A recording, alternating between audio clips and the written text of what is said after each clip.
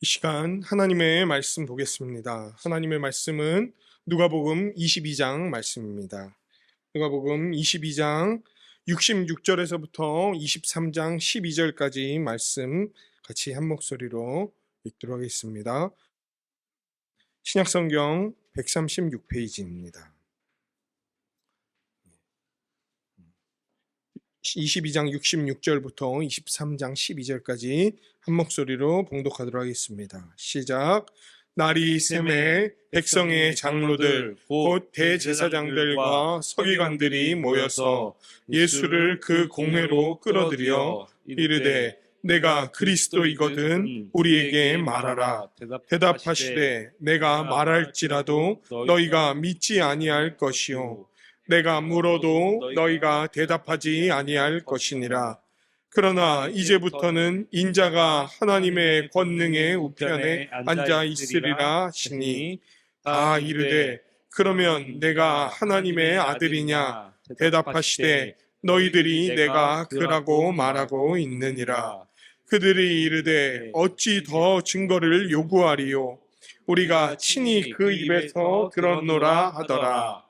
무리가 다 일어나 예수를 빌라도에게 끌고 가서 고발하여 이르되 우리가 이 사람을 보매 우리 백성을 미혹하고 가이사에게 세금 바치는 것을 금하며 자칭 왕 그리스도라 하더이다 하니 빌라도가 예수께 물어 이르되 내가 유대인의 왕이냐 대답하여 이르시되 내 말이 옳도다. 빌라도가 대제사장들과 무리에게 이르되 내가 보니 이 사람에게 죄가 없도다 하니 무리가 더욱 강하게 말하되 그가 온 유대에서 가르치고 갈릴리에서부터 시작하여 여기까지 와서 백성을 소동하게 하나이다. 빌라도가 듣고 그가 갈릴리 사람이냐 물어 헤롯의 관할에 속한 줄을 알고 헤롯에게 보내니 그때 헤롯이 예루살렘에 있더라. 헤롯이 예수를 보고 매우 기뻐하니 이는 그의 소문을 들었으므로 보고자 한지 오래였고 또한 무엇이나 이적 행하심을 볼까 바랐던 연고로라. 여러 말로 물으나 아무 말도 대답하지 아니하시니 대제사장들과 서기관들이 서서 힘써 고발하더라. 헤롯이 그 군인들과 함께 예수를 업신여기며 희롱하고 빛난 옷을 입혀 빌라도에게 도로 보내니 헤롯과 빌라도가 전에는 원수였으나 당일에 서로 친구가 되니라. 아멘. 할렐루야. 네. 우리는 이 누가복음의 말씀을 한 장 한 장 이렇게 살펴보면서 하나님의 구원 역사를 이루시고 적용해 가시는 우리 주 예수 그리스도에 대한 복음을 하나씩 살펴보고 있습니다. 특별히 우리 예수님은 정말 자신의 그 모든 사역을 통해 우리의 죄로부터 오는 모든 비참함과 괴로움을 다 해방시켜 주시면서 하나씩 풀어주시면서 회복해 가시는 그 놀라운 구원의 은혜, 곧 하나님 나라의 복음에 대해 이것이 얼마나 복되고 아름답고 흠모할 만한 것인지에 대해서 알려주시며 이 놀라운 구원을 이루시는 자신을 믿고 따를 수 있도록 이렇게 알려주고 계시는 거예요. 그리고 특별히 이 구원을 이루시는 공적인 생애의 그 완성을 위해서 예수님은 드디어 이제 마지막 생애의 걸음을 걸으시는데 그 길이 예루살렘 성을 들어가는 걸로 이제 또 시작이 되는 거죠. 예수님은 정해진 시간 그리고 이루어야 할 그 사명을 나타내기 위해 모든 반대와 어려움들을 다 이겨내면서 그 마지막 걸음을 묵묵히 내딛고 계시는 모습을 우리가 이제 예루살렘에 들어오셔서 사역하시는 예수님을 통해 살펴보고 있습니다. 특별히 우리가 지난주에는 갈라디아서 말씀 수련의 복습 설교를 들었지만 그 전주에 들었던 내용을 한번 생각이 잘 안 나시겠지만 한번 생각을 해본다면 예수님이 누구에게 붙잡혀서 대제사장들의 종들과 성전 경비대에게 붙들려서 어디로 끌려가셨냐면 대제사장의 집으로 이렇게 끌려가셨어요. 그리고 그 뒤를 따르는 한 사람이 있었습니다. 그 사람은 베드로였죠. 베드로가 따라갑니다. 근데 베드로가 따라가는 모습이 어땠나요? 굉장히 소극적이었죠. 왜? 예수님 가까이에서 그 전에 어떻게 하던지 했습니까? 막 호위한다 그러고 막 내가 너희는 나를 누구라고 생각하냐 그러면 막 지가 먼저 나와갖고 막 하여튼 뭐 물어보면 제일 먼저 대답하고 이런 친구가 베드로 아니었습니까? 그런데 예수님이 붙들려 끌려가시는 그 장면에서는 멀찍이 떨어져서 그분을 따라갔어요. 그래도 따라가긴 했네요. 가서 어떻게 합니까? 예수님이 신문당하는 그곳에는 무서워서 가까이 하지 못하고, 예수님은 거기서 고초를 겪고 계시는데 이 베드로는 자기 춥다고 불가에 앉아 불을 이렇게 쬐면서 있었어요. 그때 여러 사람이 다가옵니다. 그러면서 베드로에게 이야기를 합니다. 너 예수의 제자 아니냐? 너 예수와 함께하는 자 아니냐? 너 그의 도당, 그 무리가 아니냐? 베드로는 세 차례에 걸쳐서 질문을 받았고 질문이 들어올 때마다 끝내 그 모든 사실을 부인해 버립니다. 그리고 세 번째 베드로가 강하게 예수를 부인할 때 어떤 일이 일어나나요? 닭이 울죠. 그리고 베드로는 예수님이 하셨던 말씀을 기억함과 동시에 예수님과 눈이 마주치게 되는 거예요. 베드로는 견딜 수 없었어요. 베드로는 참을 수가 없었습니다. 여전히 자신을 바라보시는 그 예수님을 견딜 수 없어서 뛰쳐나가 울부짖고 그리고는 완전히 무너져 버렸어요. 베드로는 예수님을 부인했습니다. 그러나 예수님은 베드로를 부인하지 않으셨어요. 끝까지 그를 어떻게 하시죠? 바라보세요. 끝까지 그를 바라보세요. 그리고 이미 베드로가 그렇게 될 것을 아셨고 그런 베드로에게 요청하셨던 게 있었죠. 돌이켜. 두 가지의 요청을 하세요. 너가 그렇게 된다면 돌이켜라. 그리고 너의 형제를 굳게 하라. 너와 같은 상황에 처할 수 있는 너의 형제들을 굳게 하는 그 일에 헌신해라. 너 스스로가 거기로부터 돌이키는 것을 넘어서서 너의 형제를 굳게 하는 것, 그 일을 내가 너에게 맡기겠다. 너가 넘어질 것을 알면서도 너에게 그 일을 맡기겠다. 왜? 너가 넘어진 상태로 그대로 너를 내버려 두지 않을 거니까. 너를 다시 일으켜 세울 거니까. 다시 나에게 헌신된 자로, 나를 사랑하는 자로 살아가게 만들 거니까. 나는 너를 포기하지 않을 거니까. 그리고 포기하지 않는 이 예수님의 사랑이 베드로를 넘어서 베드로와 같이 날마다 배신자의 삶을 살아가고 있는 우리에게도 미쳤다는 거예요. 그 예수님은 베드로를 쳐다봤던 그 눈빛 그대로 우리를 바라보시면서 예수님이 그 눈빛으로 우리를 바라봤다는 걸 우리가 어떻게 압니까? 예수님의 눈을 본 적이 없는데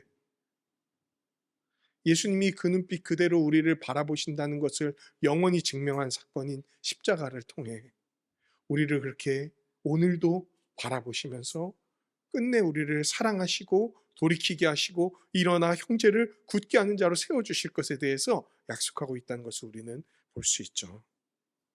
예수님은 베드로를 그리고 우리를 끝까지 붙드시는 분이었어요. 그리고 오늘 말씀은 이렇게 끝까지 붙드시는 예수님의 이야기에 이어서 세 가지 신문을 받는, 세 그룹에 의해 신문을 받는 예수님의 모습에 대해서 보여주고 있습니다. 세 가지 신문, 세 그룹에 의해 신문을 받아요. 먼저 산헤드린 공회라는 곳이 있고, 두 번째로는 빌라도에게, 세 번째는 헤롯에게 이렇게 신문을 받는 예수님의 모습이 나옵니다. 도대체 예수님은 무슨 혐의로 신문을 받습니까? 그리고 반대자들은 예수님을 이 신문 가운데 어떻게 대합니까? 그리고 예수님은 이 반대자들을 향해 어떻게 반응하십니까? 오늘 말씀을 통해 우리에게 부어주시는 그 하나님의 은혜의 선언을 온전히 바라보는 우리 교회가 되기를 주님의 이름으로 간절히 축원합니다. 네, 오늘 본문 말씀을 함께 보겠습니다. 22장 66절에서부터 71절까지 말씀이에요. 대제사장의 집으로 끌려갔던 예수님은 이제 새벽이 되자 사내들인이라고 하는 공회에 끌려갔어요. 사내들인이란 말이 없는데요, 목사님. 공회의 이름이 사내들인이라고 불리는 공회예요. 당시 공회는 사내들인이라고 불리는 기관이었습니다. 그리고 이 사내들인이라고 불리는 기관은요, 유대의 중심되는 도시들에 각각 있었습니다. 그리고 그 중에 가장 큰 사내들인이 어디에 있는 거냐면 예수님이 지금 붙들려간 예루살렘에 있는 사내들인이 가장 큰 사내들인이었어요. 공회였어요. 사내들인은 유대 사회에서 나타나는 여러 갈등을 조정하는 조정기관 같은 거였습니다. 또 율법과 그 율법 적용을 갖고 재판권을 행사했고요. 로마 지배 당시에는 사형을 제외한 다른 형벌들을 임의로 자신들의 기준을 따라 내릴 수 있는 권한이 로마로부터 부여받은 상태의 어떤 기관이었어요. 그러니까 사형은 안 돼. 그런데 다른 법들은 집행할 수 있는 거죠. 태형도 되고요. 뭐 다 됩니다. 그래서 나중에 예수님의 제자들은 사내들인 공회에 끌려가서 막 맞고 쫓겨나고 이런 일들을 당하기도 하죠. 그런데 이 사내들인 공회가 어떤 신문을 진행할 때의 특징이 있었대요. 뭐냐면은 그 신문은 반드시 언제만 해야 되냐면 낮에 해야 됩니다. 그리고요, 안식일과 유대교의 다른 절기들에는 열리지 않았습니다.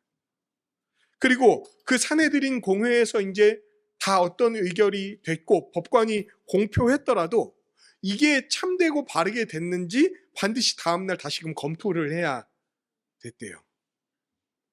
그런데 당시 공회는 예수님을 어떻게 대했나요?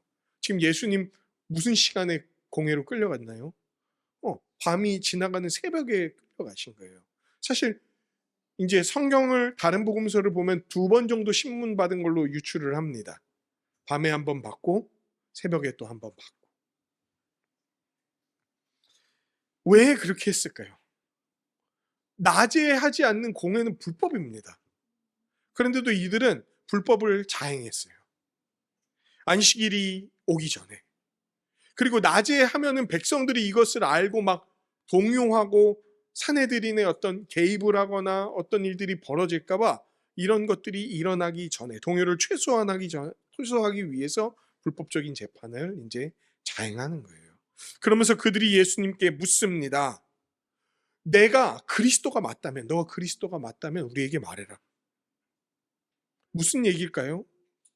너가 진짜 다윗의 자손, 하나님이 보낸 우리를 구원할 참된 왕, 다윗의 자손으로 올 우리 백성을 해방할 그 왕이 맞다면, 우리를 다스릴 왕이 맞다면 너 한번 얘기를 해봐라. 증명해봐라. 털어놔라. 근데 예수님은 이런 질문을 던지는 그 사람들의 마음을 이미 아세요. 뭘 아시냐? 어떤 얘기를 해도 이들이 듣거나 받아들이지 않을 거야. 내가 무슨 대답을 해도, 그리고 너희에게 되묻는다 해도 너희는 내 대답에 대해 온전히 반응하지 않을 거고 내 질문에 대해서도 너희는 답하지 않을 거다. 이미 그것이 너희의 마음 가운데 꽉 차 있다. 어차피 너희 마음속으로 정해놓은 답이 있어. 그 프레임 안에서 너희는 생각하고 있어. 오히려 예수님의 대답을 지금 빌미 삼아 어떻게 하려고 합니까? 여기서 네가 어떻게 대답하는가 갖고 내가 꼬투리 잡아갖고 너를 반드시 죽음으로 몰고 가겠다 하는 자들로 득식을 한 게 지금 사내들인 공회였어요. 이들은 예수님의 죽음과 제거를 강렬하게 원하고 있습니다. 그러니까 예수님이 무슨 말을 해도 그냥 가불기예요. 그냥 말하면 그냥 어떻게든 엮어 넣으려고 하는 거예요. 그래서 사실은 최고의 대응이 뭐냐면 당신은 묵비권을 행사할 그냥 대답 안 하는 게 그나마 어떤 꼬투리를 그래도 꼬투리 잡히게 돼 있어요. 대답 안 해도 공회가 묻는데 대답 안 한다고 이제 꼬투리 잡겠죠. 그런데 예수님은요, 그들이 어떠한 마음을 갖고 있는지를 분명히 아시면서도 그들이 생각했던 대답보다도 훨씬 더 놀랄 만한 대답을 그들에게 던지고 계세요. 뭐라고 얘기하십니까?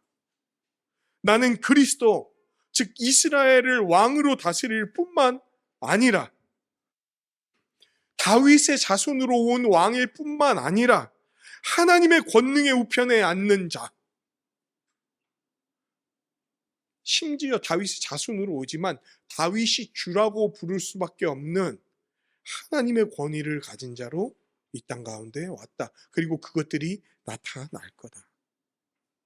여러분, 하나님의 권능의 우편에 앉는다는 말은 어떤 말인 줄 아세요? 권능의 우편에 앉는다. 그것은 하나님께 그 권한을 위임받아서 다스리는 지위와 재판하는 지위가 다 부어질 자라는 의미를 갖고 있다는 거예요. 지금 예수님이 누구에게 신문을 받고 있습니까? 사내들인 공회의 신문을 받고 있는데 오히려 자신이 어떤 분이라고 얘기합니까? 오히려 내가 너희와 모든 세상을 재판할 자다. 내가 다스리고 내가 통치하고 내가 판단하고 내가 결정 내릴 자다라는 것을 확 드러내시는 거예요. 예수님의 이 깜짝 놀랄 만한 발언에 대해서 공회가 어떻게 반응하죠? 지금 네가 하나님의 아들이라고 얘기하는 거야? 예수님이 뭐라고 말씀하십니까? 너희들이 내가 그라고 말하고 있다. 너희들의 대답이 맞다. 그가 나다. 이 얘기를 하시는 거예요. 공회는 예수님의 답변이 신성을 모독한다고 생각하면서 더 말할 것도 없다. 그의 발언이 심판받아 마땅하다라고 얘기를 합니다. 왜?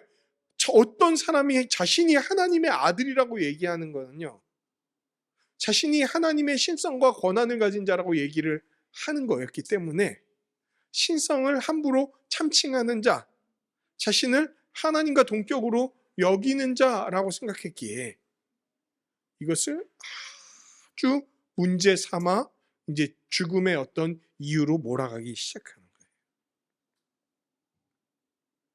그게 예수님이 실제 하나님의 아들이든 아니든 이 사람들한테는 별 상관이 없어요. 그냥 그를 죽일 수 있다면 무엇이든 힌트가 될 수 있었으니까.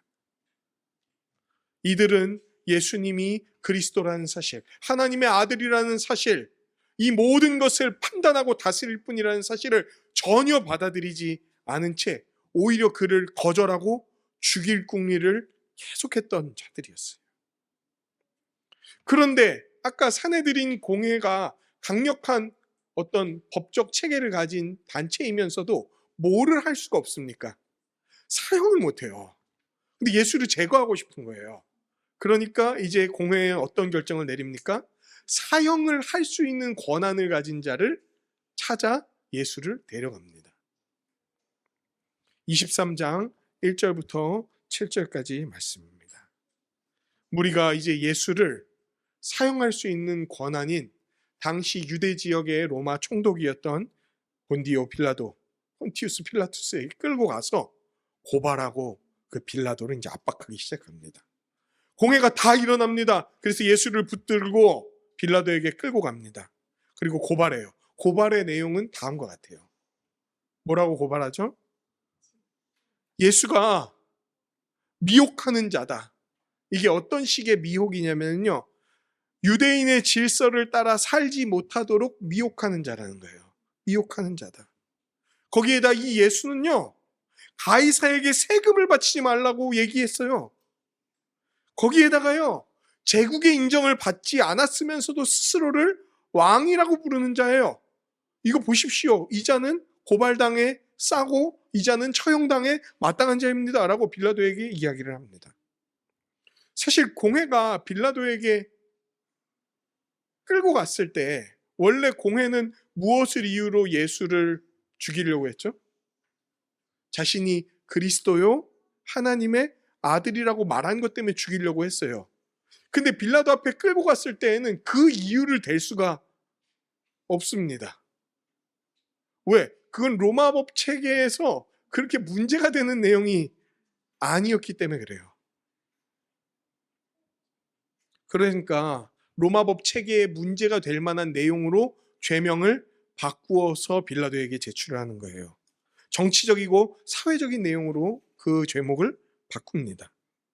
그러니까 신학적 내용을 갖고 처음에는 이 사람을 죽인다고 얘기했지만 실제 이게 죽임의 어떤 소재가 되지 않는다는 걸 아니까 죄목을 바꿔서 고발을 해버려요. 이게 벌써 두 번째 불법적인 신문이자 재판이라는 증거가 되는 거예요. 아까 새벽에 연 거, 그리고 죄명을 함부로 바꾼 거. 빌라도에게 이제 세 가지의 내용을 갖고 고발합니다. 첫 번째 내용이 뭐였었죠? 유대인의 질서를 따라 살지 못하게 미혹한다. 근데 이거는 되게 주관적인 고발의 내용입니다.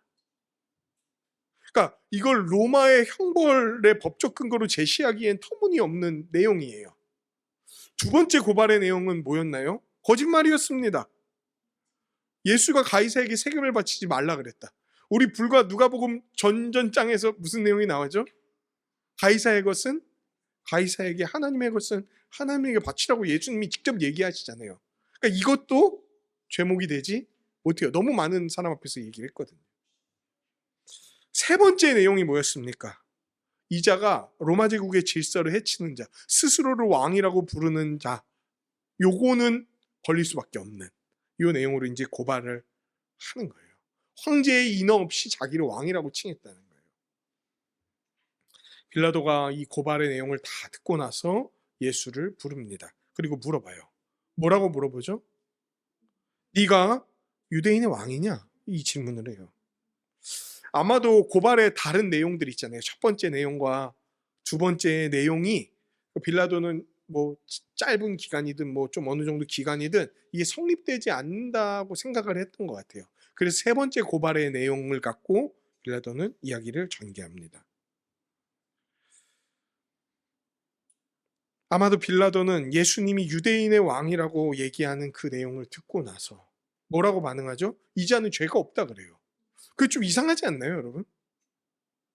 제국 안에서 황제의 인어 없이 스스로를 왕이라고 부르는 자를 총독이 죄가 없다 이렇게 얘기하는 게 좀 사실은 이상합니다. 왜냐면 이거 반역에 거의 가까운 내용이거든요.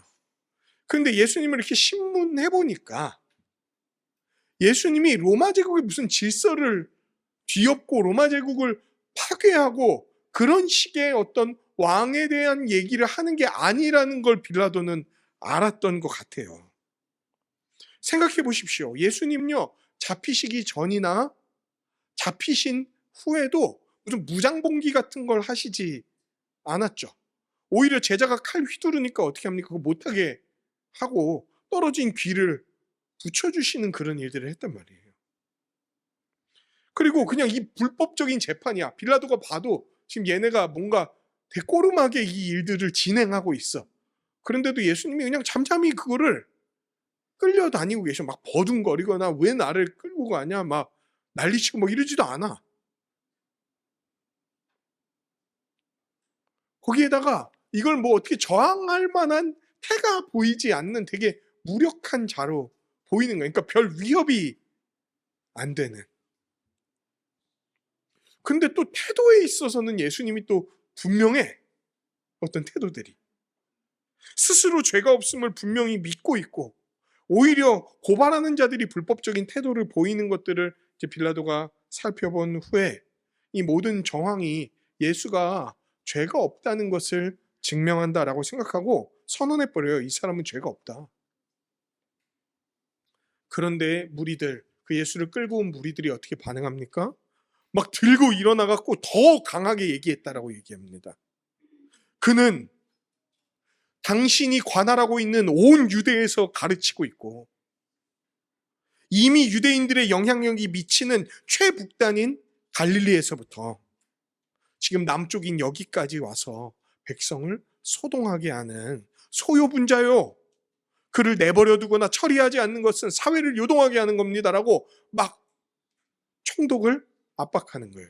총독, 당신은 식민지를 안정적으로 다스려야 되는 임무를 받은 자 아닙니까? 그런데 어떻게 그 식민지 사회를 요동하게 하는 자를 그냥 내버려 둘 수 있단 말입니까?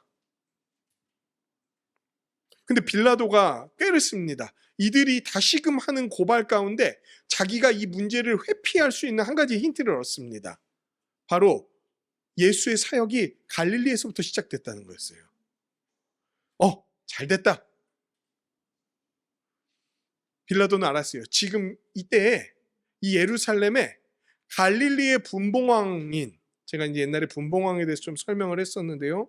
로마가 특별히 유대 지역을 다스릴 때 어떤 지역을 떼어서 어떤 자주권 일정 정도의 자주권을 허락한 어떤 왕을 분봉왕이라고 하는데, 그 갈릴리 지역을 다스리던 분봉왕이 옛날에 예수님을 어렸을 때 죽이려고 했던 헤롯 대왕의 아들 중에 한 명인 또 다른 헤롯이 그 갈릴리 지역의 지금 분봉왕이었는데, 그 헤롯이 갈릴리를 다스린다는 것을 갖고 예수님을 거기에다 이제 토스해 버리려고 하는 거예요. 빌라도는 이 문제를 회피하고 싶었습니다. 예수가 그리스도라는 사실, 왕이라는 사실에 대해서 그냥 회피해 버리고 싶었어요. 마주하고 싶지 않았어요. 이 문제를 깔끔하게 해결하고 싶지도 않았어요. 더러운 문제라고 생각했어요. 얽히고 싶지 않았어요. 그래서 헤롯에게 이 문제를 넘겨버리고 회피해 버립니다. 8절부터 12절까지 내용입니다. 예수님은 헤롯에게 끌려가 신문을 당하시고 이제 희롱을 당하세요. 헤롯이 끌려온 예수님을 보고 기뻐합니다. 왜 기뻐했을까? 예수님 너무 만나보고 싶었어요. 예수님 사랑해요. 뭐 이런 게 아니죠. 헤롯은 예수의 소문을 들었기 때문에 만나보고 싶어 했어요. 어떤 소문이었습니까? 그가 이적을 행한다. 아마 헤롯에게 예수는 강렬한 호기심의 대상이었을 겁니다. 왜냐하면 예전에 자기가 죽였던 세례 요한과 되게 비슷한 일들을 하면서도 세례 요한이 하지 않았던 그를 뛰어넘는 이적들을 곳곳에서 행하는 예수의 소식을 들었기 때문에 그래요. 예수님이 사역하셨던 주 무대가 갈릴리였잖아요. 그러니까 갈릴리의 분봉왕인 헤롯은 누구보다 예수에 대해서 많이 들었겠죠. 근데 한 번도 만나보질 못했어. 근데 드디어 여기에서 예루살렘에서 만난 거예요. 헤롯은 예수님을 자신의 호기심을 채워줄 대상으로 인식했고 이것을 위해 여러 가지 질문을 던집니다. 그런데 소득은 하나도 올릴 수가 없었죠. 왜? 예수님이 대답을 안 해버리세요. 예수님은 동물원의 원숭이도 아니시고 램프의 진이도 아니세요. 호기심의 대상도 아니고 우리의 단순하고 아주 육감적이고 일차원적이고 쾌락 위주의 소원을 들어줘야 되는 그런 분도 아니세요. 헤롯은 예수가 자신에게 비협조적으로 군다고 생각하자 태도를 바꿉니다. 자신의 군사들과 함께 예수를 희롱하기 시작해요. 놀리기 시작해요. 조롱하기 시작합니다. 그리고 이런 헤롯에게 비협조적인 예수님의 모습을 본 그 무리들, 그 사내들인 공회는 용기를 얻어 더 힘써서 헤롯에게 고발합니다. 아마도 아까 빌라도에게 던졌던 이야기를 헤롯에게도 그대로 했던 것 같아요. 그런데 헤롯이 이제 이들의 이야기를 들었는데 아마 빌라도랑 비슷한 판단을 했던 것 같아요. 이 사람이 딱히 죄가 있는 것 같질 않아.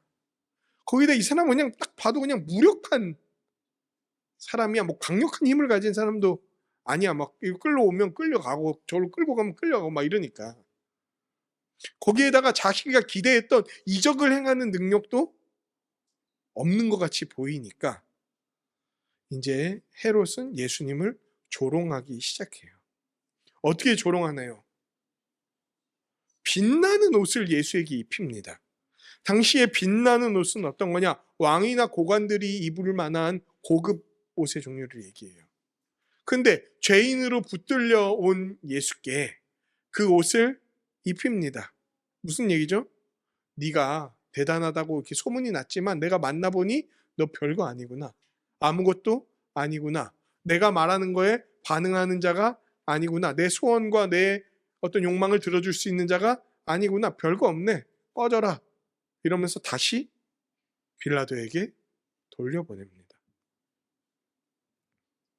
당시 정치적 상황은 헤롯과 빌라도가 이렇게 척을 지고 있는 상황이었어요. 좀 그 역사적인 배경이 있더라고요. 근데 그날만큼은 예수를 부인하고 조롱하는 데 있어서 헤롯과 빌라도가 마음을 같이 하는 친구가 되었습니다. 왕이신 예수님을 거절하고 조롱하며 예수님을 통해 하나님과 화해하는 게 아니라 그 조롱을 매개 삼아 오히려 자신들의 화합을 이루는 모습을 보이는 걸로 오늘의 본문은 이야기를 마치게 되는 거예요. 여러분, 오늘 본문에 나온 사람들 있죠. 사내들인 공회, 빌라도, 그리고 헤롯. 이 자들은 다 예수가 그리스도라는 사실을, 하나님의 아들이라는 사실을 다 부인합니다. 다 거절합니다.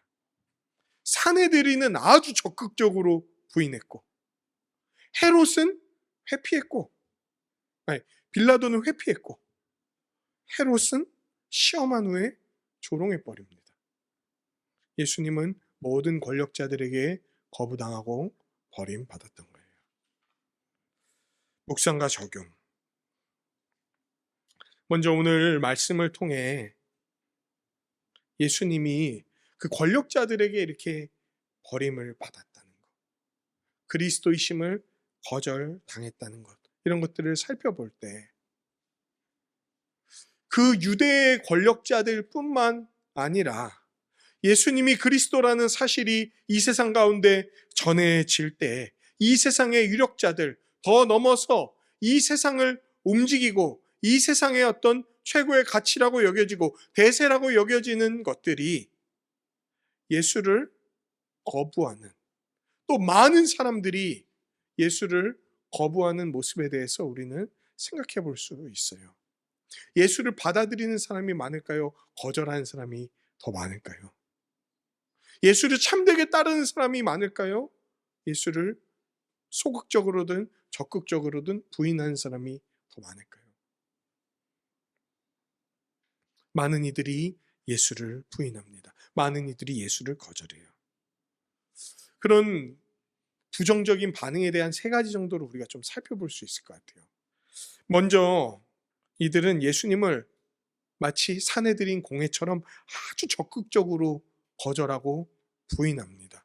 예수를 자신의 삶에서 지우기 위해, 제거하기 위해 애씁니다. 예수님이 그리스도라는 사실을 막 말하고 여러 가지 방식과 증거들로 증언을 해도 믿지를 않습니다. 이에 대한 생각을 물어도 답하려고 하지 않아요. 마치 사내들인 공회처럼. 그저 자신이 원래 갖고 있던 어떤 프레임으로 그 예수를 바라보면서 부정하고 또 부정하는 거예요. 예수, 그 뭐야? 아무것도 아니잖아. 그거 가짜 아니야?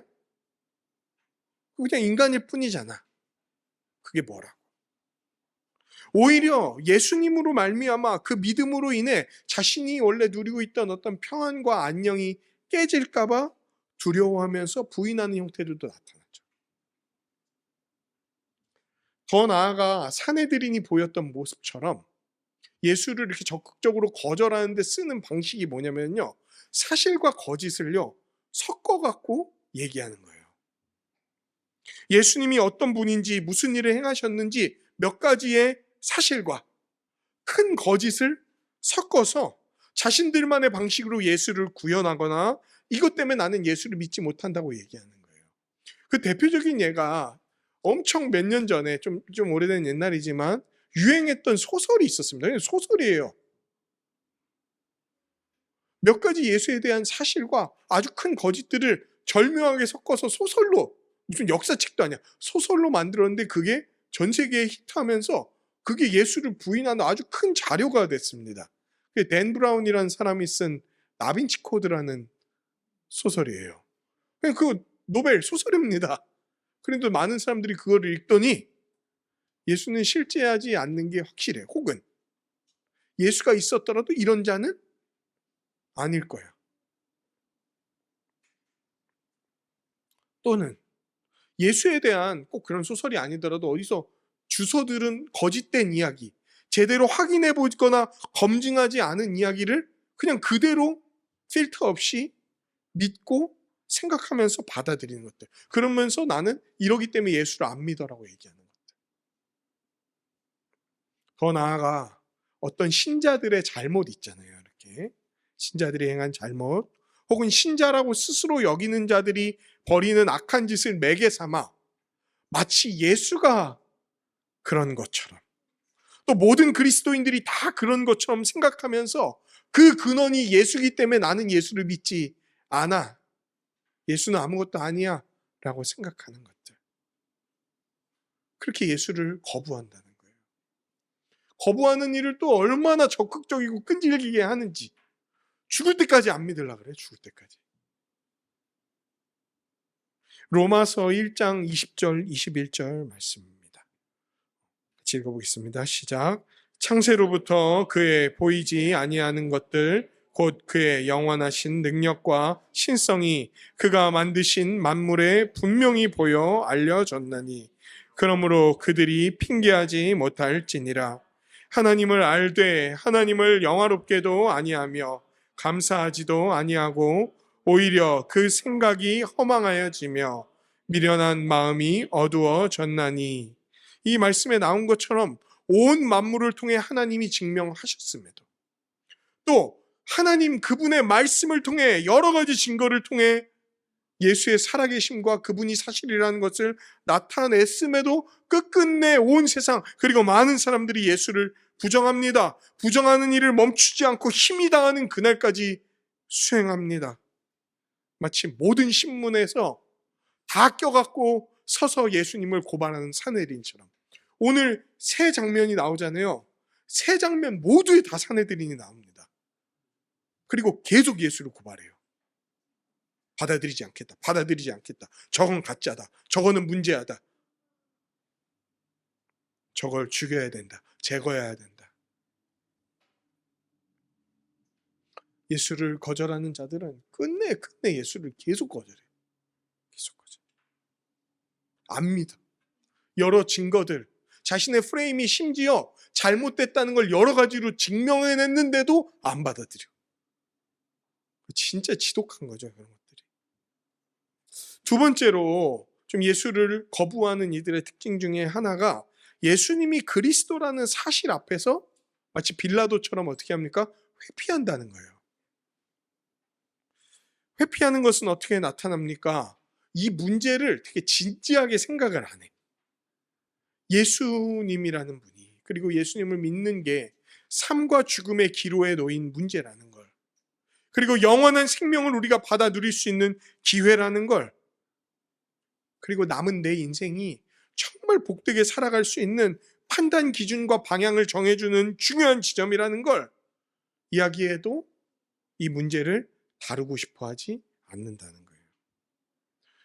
더 놀라운 것은 심지어 자기가 기독교인이라고 말하는 자들 안에서도 예수가 왕적 통치자인 그리스도라는 사실, 그분이 재판관이요 다스리시는 주님이라는 사실을 별로 중요한 문제로 여기지를 않아요. 그러니까 그분을 따르는 문제를 크게 생각하지도 않고,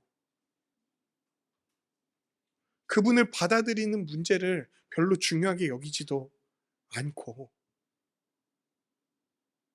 그냥 자기가 교회에 다닌다는 그 사실 하나로 만족하거나, 예수가 사실은 자기의 삶에 별 큰 의미가 없다고 생각하면서 신앙생활을 한다고 여기는 것들. 그러니까 오히려 예수를 따라 사는 것이 옳다, 그것이 선하다, 그것이 거룩한 백성의 모습이다, 그 길이 복을 향유하는 길이다라는 가르침을 귀찮게 여기는 거예요. 뭐 이래라 저래라 하지 마라. 교회를 지도하다 보면은 너무 그런 모습들을 많이 봅니다. 그래서 이런 얘기가 있더라고요. 한국 교회에서 예수는 구원자일 뿐이지 주는 아니다. 뭐 이런 표현을 이렇게 쓰기도 하더라고요. 왜? 그분을 받아들이고 따르는 문제에 있어서 별로 그걸 심각하게 여기지를 않는 거예요. 오히려 뭐를 되게 심각하게 여기면서 이 문제를 회피하려고 하는 줄 아십니까? 내가 예수를 어떻게 받아들이고 여기느냐가 다른 사람들에게 어떻게 비칠까? 왜 빌라도는 이 문제를 회피하려고 그랬죠? 이거 잘못 건드렸다간 자기에게 문제가 생길까봐, 소요가 일어날까봐 회피하려고 그랬던 거예요. 많은 사람들이 예수를 받아들이는 문제 앞에서 자신이 이 문제 때문에 다른 이들에게 어떻게 보일까? 어떻게 여겨질까? 고민하다가 회피함으로써 예수를 거절하는, 거부하는, 부인하는 일들을 벌이고 있다는 거예요. 세 번째로 더 나아가 예수를 거절하는 일은 어떻게 나타납니까? 예수님을 시험한 후에 조롱하는 형태로 이제 나타난다는 거예요. 예수가 그리스도라고? 왕의 지위를 가진 구원자라고? 야, 그러면 내가 생각했을 때 나의 구원, 나의 만족, 나의 쾌락, 나의 유익을 채워줄 수 있는 자여야 되지 않나? 나를 과연 만족시킬 수 있는 자인지 한번 테스트해보자. 그러면서 구원자라면 이 정도 해줘야 되는 거 아니야? 이게 제가 진짜 이렇게 처음에 예수님 알지 못하는 사람들과 상담했을 때 정말 많이 받아들였던 지점과 질문. 예수님이 구원자라면 내 삶에 지금 이런 문제가 있는데 이 문제를 이런 방식으로 이런 때에 빨리 이루어줘야 되는 거 아닙니까? 그리고 이거를 이렇게 못 이루어주면은 내가 그분을 진짜 믿을 수 있는 자라고 생각할 수 있겠습니까? 그 소망의 내용도 세속적이야. 거기에다가 자신이 원하는 방식으로 돼야 돼. 그리고 자기가 원하는 때여야 돼. 그리고 그게 만족되어야만 나는 예수를 인정할 수 있겠다고 생각을 하는 거예요. 이게 예수님을 뭐 하는 겁니까? 시험해 보는 거예요. 내 마음에 들만한 자인지 아닌지 내가 한번 테스트해 보겠다는 거예요. 그래서 그걸 갖고 잠깐 기도한다고 해요. 하나님, 진짜 예수님이 진짜 구원자 맞으면 내 이런 기도 제목이 있는데 이거 빨리 해주셔. 안 해주면은 나 손절할 겁니다. 그런데 자기가 원하는 때와 방식으로 그게 되지 않으면 이제 어떻게 하기 시작합니까? 예수를 조롱하기 시작하는 거예요. 에이, 뭐 이딴 게 구원자야. 뭐 이런 걸 내가 왜 믿어야 돼?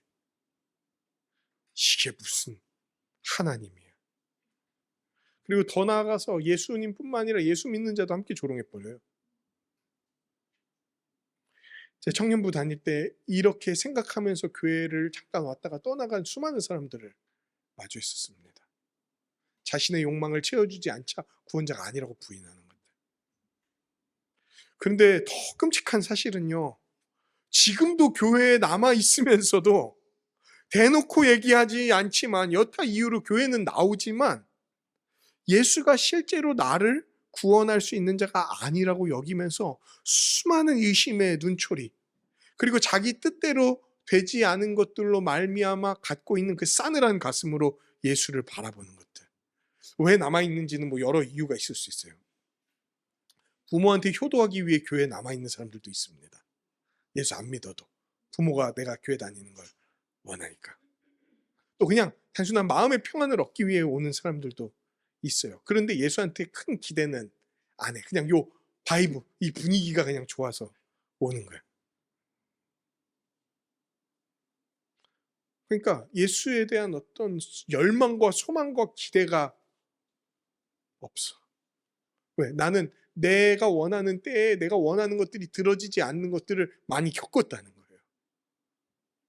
자신의 관점으로 예수를 대하고 시험해 본 후 들어주지 않자 조롱하는 형태로 나타나는 거죠. 이 모습이 예수를 부인하는 세상의 모습입니다. 그리고 그 예수를 부인했던 이전의 우리의 모습입니다. 그리고 때로는 지금도 우리 삶에서 나타나는 우리의 모습이기도 한 거예요. 우리와 동떨어진, 우리와 거리가 먼 그런 얘기가 아닙니다. 이 이야기는 세상에 대한 이야기요, 우리 주변에 대한 이야기요, 우리의 이야기인 거예요. 멀지 않은 곳에 이 이야기가 있습니다. 그리고 어쩌면 어제 우리의 삶 속에서도 이 이야기가 꽃피었을 수도 있어요. 그런데 오늘 본문은 이야기가 거기에서만 끝나지 않습니다. 이런 예수를 거부하는 자들을 향한 예수님의 반응이 적혀 있다는 거예요. 예수님은 이들을 향해 어떻게 반응하시나요? 자신을 회피하고 조롱하고 적극적으로 부인하는 자들을 예수님은 어떻게 대하셨나요? 먼저 예수님은 자신을 부인하고 그런 불의한 공격과 희롱하는 자들을 끝까지 인내하셨습니다. 예수님은 그 모든 걸 오래 참으셨어요. 다 감내해내셨어요. 다 받아내셨어요. 뿌리치지 않으셨어요. 참아내셨습니다. 예수님이 아까 어떤 분이시죠? 어떤 분이 될 거라고 그랬습니까? 이제 내가 하나님의 권능의 우편에 앉을 거다. 그 일은 예수님의 십자가와 부활 그리고 승천이 일어났을 때 이루어진 일입니다. 지금 그분은 그 권능의 우편에 앉아 계세요. 그리고 우리를 다스리고 심판하는 분이세요. 그러나 불의한 의리, 불의하고 끝까지 부정하고 공격하고 심지어 희롱하는 우리를 예수님이 지금 우리가 여기 있는 거는 뭐가 이루어지지 않았다는 건지 아십니까? 직결 심판이 이루어지지 않았다는 거예요. 그런 우리를 영원한 형벌에 쳐넣지 않으시고 지금도 인내하고 계시다는 것을 보여줍니다. 그리고 그때에도 그랬죠. 그리고 잠잠히 그 부인당하는 그 길로 그분이 걸어가시는 거예요. 근데 여러분, 예수님이 이렇게 잠잠히 그 길을 걸어간다는 게 예수님을 향한 모든 혐의를 인정하거나 그 혐의에 대해 반성한다는 의미는 아닙니다. 예수님은요, 거짓된 혐의를 인정하거나 왜곡된 재판을 용인하신 게 아니에요. 그들이 말하는 것 중에 참된 것이 있다면 맞다라고 얘기하셨고, 그들이 말하는 것이 자신을 불법적으로 대하거나 아주 왜곡해서 대하는 거면 대답을 하지 않거나 거절하십니다. 그 모든 것을 통해서 예수님은 분명한 자기 의사를 드러내셨지만 지금 자기가 고난당하고 조롱당하고 십자가로 가는 그 길이 꼭 필요하다는 것을 알고 계셨기 때문에 그 길을 허락하시고 허용하시면서 가고 계시는 거예요.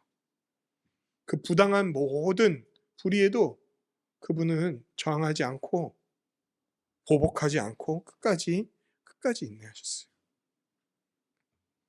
왜 이렇게 하셨죠? 지금 예수가 죄가 있다고 얘기하는 사람은 한 그룹밖에 없어요. 사내들인 하나입니다. 빌라도도 죄가 없다고 얘기했어요. 헤롯도 그에게서 죄를 찾지 못했습니다. 그분들이 그 빌라도랑 헤롯이 착한 사람이어서 그런 거 아니에요. 빌라도도 엄청 끔찍한 일들을 저질렀습니다. 헤롯도 끔찍한 일을 저질렀어요. 그런데 그런 자들도 예수에게서 죄를 찾지 못했다는 거예요. 근데 왜 죄가 없는 그분이, 왜 아무 잘못도 없는 그분이 이렇게까지 고통당해야 됩니까? 왜 이렇게 조롱당해야 됩니까? 왜 이렇게 바보같이 끌려다녀야 됩니까? 왜 뺨 맞아야 됩니까? 왜 침뱉음 당해야 됩니까? 왜 찢겨야 됩니까? 왜 거절당해야 됩니까? 온 세상의 주요 하나님이신 그분이 왜 이렇게 돼야 됩니까? 예수님은 아셨어요. 자기가 가야 될 길이 이 길이라는 걸. 이 길이 하나님이 정하신 유일한 구원의 길이라는 걸 아셨어요. 사도행전 2장 23절 말씀입니다. 그가 하나님께서 정하신 뜻과 미리 아신 대로 내준 바 되었거늘 너희가 법 없는 자의 손을 빌려 못 박아 죽였으나. 지금 이 길로 가는 게 누가 정하신 뜻이라고 얘기합니까? 하나님께서 정하신 뜻이라는 것을 이미 알고 계셨어요. 그러니까 그 길을 따라 가셨던 거예요. 이게 부당하고 불법적이고 말도 안 되는 얘기라는 걸 알지만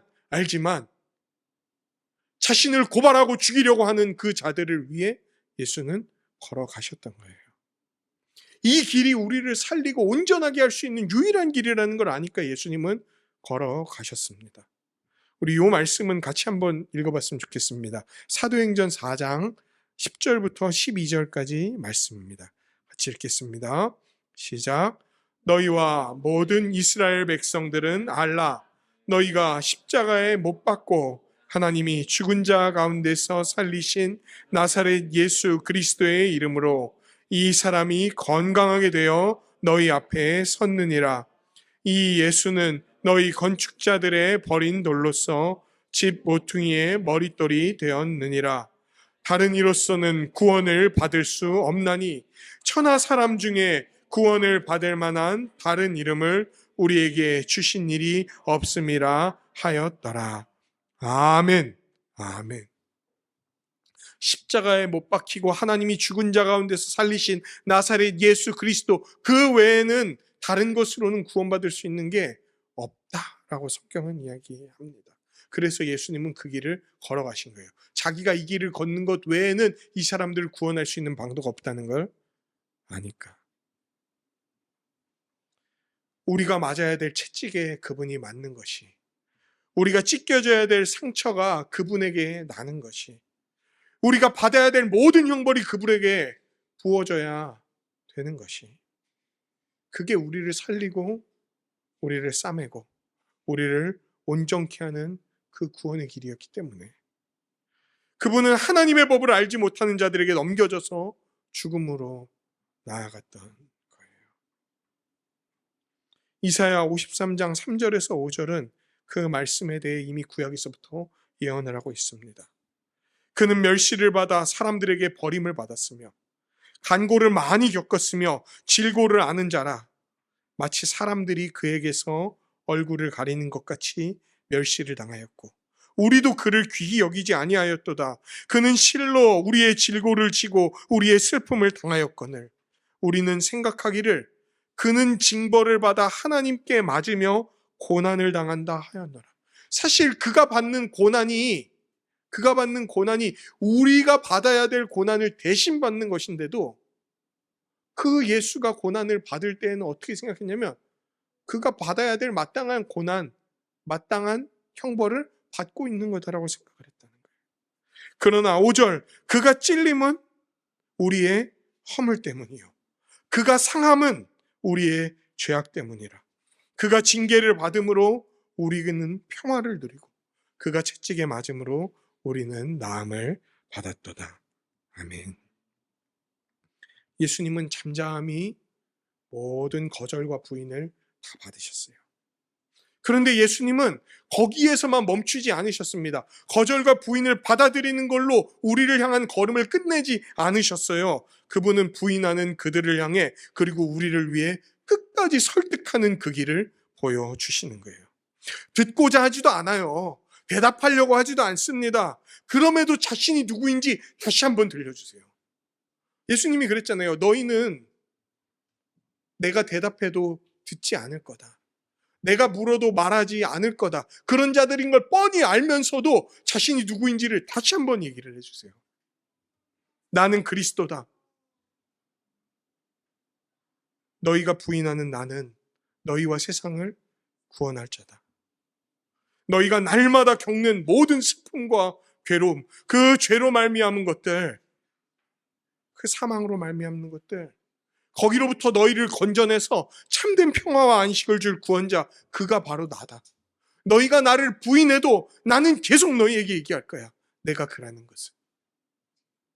나는 포기하지 않을 거야. 너희를 위한 사랑을. 그리고 끝내 너희를 위해 죽는 방식으로 내가 너희를 설득하는 자라는 것을 증명해낼 거다.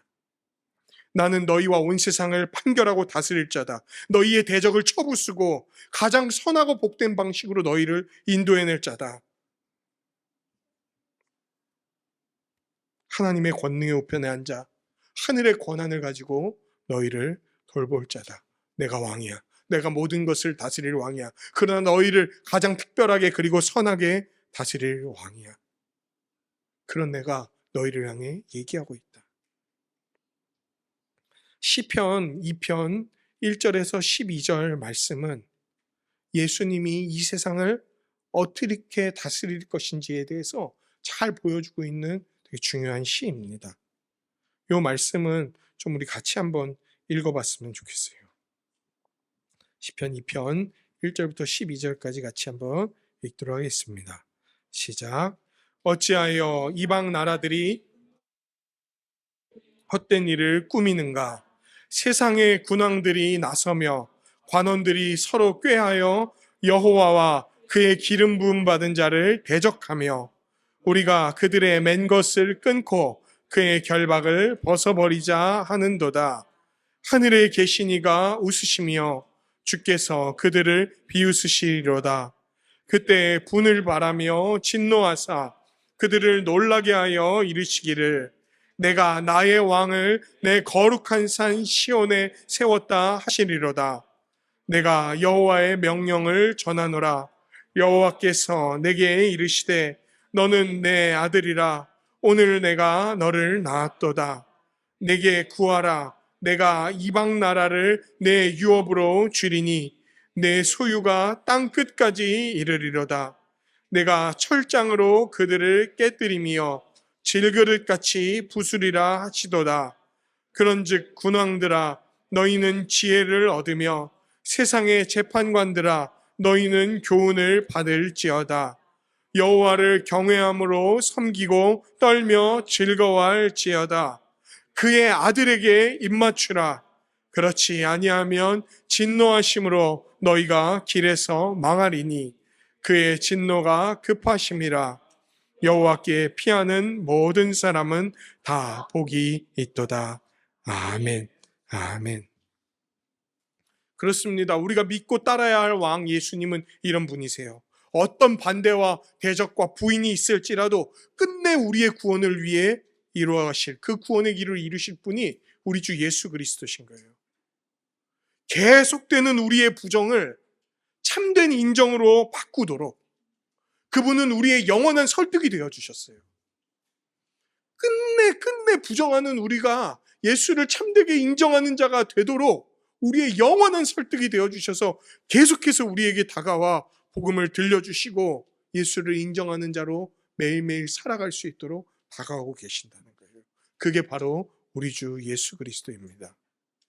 그리고 지금 여기에 있는 우리 교회가 그 예수님의 설득의 결과요, 열매인 거예요. 여러분, 그 계속 부정하던 사내들인 공회의 모습이 남의 모습이 아닙니다. 예수 믿기 전에 우리의 모습이에요. 믿고 나서도요, 얼마나 손쉽게 기회를 타서 예수를 부정하는지 몰라요. 회피하는지 몰라요. 시험했는지 몰라요. 그리고 되지 않으면 조롱했는지 몰라요. 그런데 그런 자를 위해 끝내 예수님이 이 자리에 서서 우리를 설득하고 계신다는 거예요. 벗어나려고 하는 우리를 끝내 잡아다가 이 자리에 앉혀놓고 계속 복음을 들려주시면서 나를 인정해라, 나를 받아들여라. 그것으로 말미암아 내가 주는 복을 누려라. 회복되거라, 온전케 되거라. 나로 말미암아 복되어라. 이 얘기를 들려주고 계세요.